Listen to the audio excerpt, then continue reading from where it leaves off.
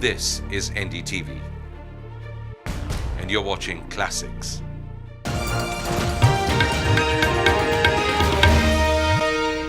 Hello and welcome. I'm joined today by a very, very special guest, Israel's foreign minister and the country's former prime minister, Shimon Peres.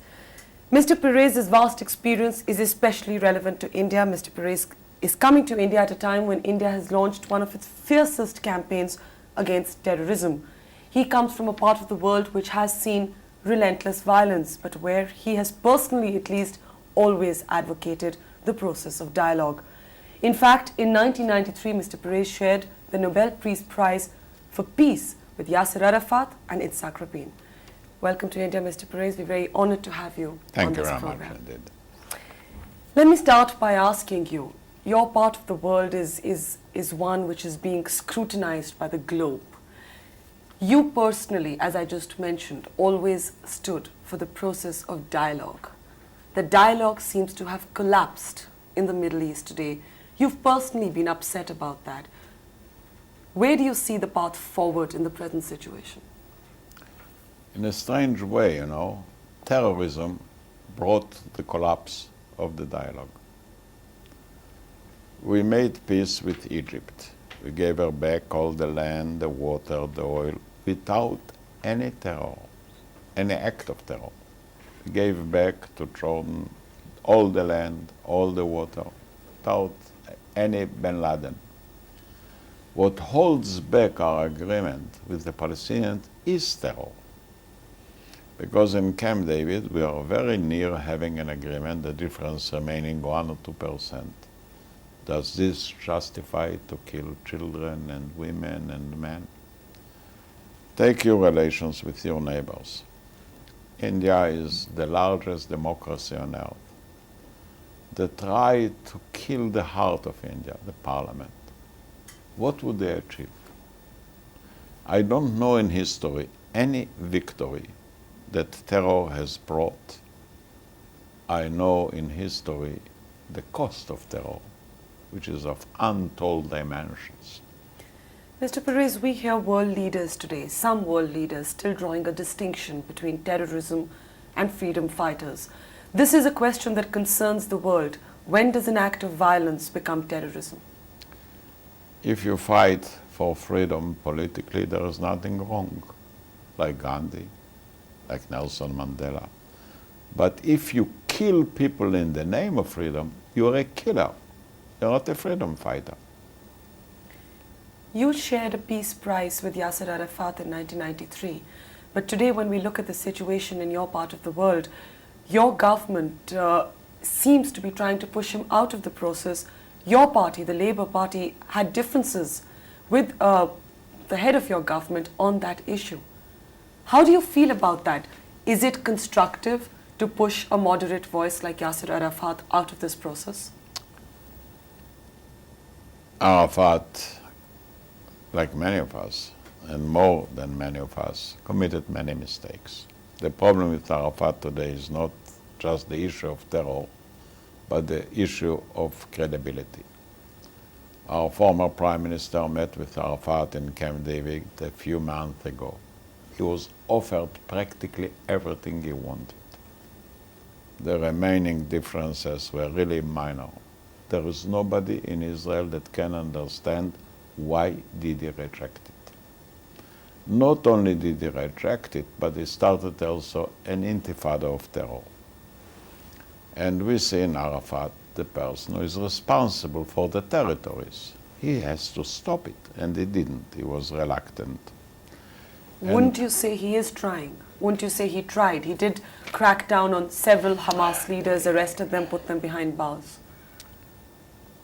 I mean, it's a mixed story. For example, a few days ago, we caught a ship trying to smuggle in illegal arms to the Palestinian Authority.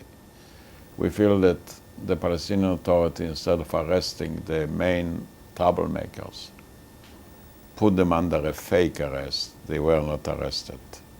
They didn't prevent when they could have prevented.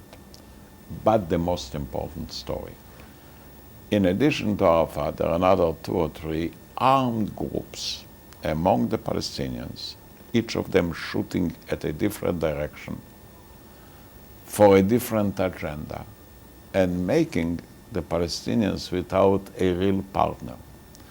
You know, Arafat told me once, you two have many views in your cabinet. I said, yes, we have many views, but one army. You have maybe one view, but many guns. And you have to stop it for your own sake, for the destiny of the Palestinians. Imagine you would have in India 3 or 4 armies. India wouldn't be an address. Nobody would take it seriously. And Arafat, it's complicated, it's costly, has to establish a single authority over all arms, all arm carriers, all the use of arms. Otherwise, we shall be in an impossible situation. I think they do harm to the Palestinians even more than to the Israelis. But you are seen as the voice of moderation, as the voice that has always advocated peace. Your party has not always agreed with the line taken by the Prime Minister. Do you sometimes feel frustrated because your political views are different? They're not seen as that hard line. Have you considered walking out of the government on differences of policy? I am an advocate of moderation, but not of mistakes. Mistakes is very hard to explain. When you ask if I have had in mind to leave the government of frustrations, yes, I do, quite often. But I'm asking myself, where is the right arena to try and win the day? I can be in the parliament delivering speeches. I can be in the government offering alternatives. And since I think time is very short, and if you do nothing, the disappointment, the frustration are growing to such an extent that you cannot waste it. I think today that the emotional difference is greater than the territorial gap, and we have to hail it. So the problem is not where am I, but for what I stand. And what I stand decides my place of action. But do you not believe that there is a danger that if somebody like Yasser Arafat gets marginalized, then he will be replaced by an even more extremist voice? I'm not for the replacement of Arafat. I'm for Arafat replacing his positions for the sake of the Palestinians. I don't think, frankly, that Arafat should serve Israel. I think he should serve the Palestinian people, and he should serve peace, because peace too serves the Palestinians. There is no contradiction. And I think there are times when leaders have to take a clear-cut position, and it is time for Arafat to do so.